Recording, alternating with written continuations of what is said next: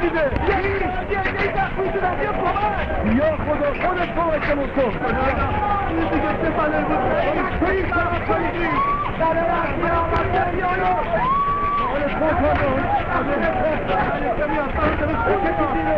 آهای مردم آروم باشید آروم نشید برید خونه هاتون امشب دیگه تعطیله اگه تونستید بعد ادامت میدید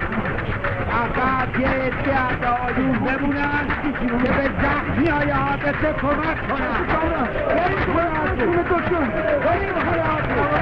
آروم باشید هنوز جاقی نمیفهمی پاشو رفتی پاشو بریم میام ولی دکتر نه میام پیش دیگه خوابم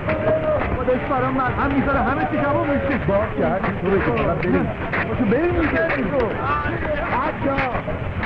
مراقب این جوون باشید نکنه زخم سر کاری باشه ما مراقبش هستیم مشکلم شما نگران نباش خوبه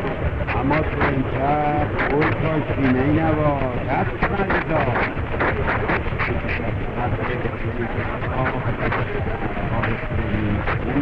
بازم کاری سینه ای نباش بله اون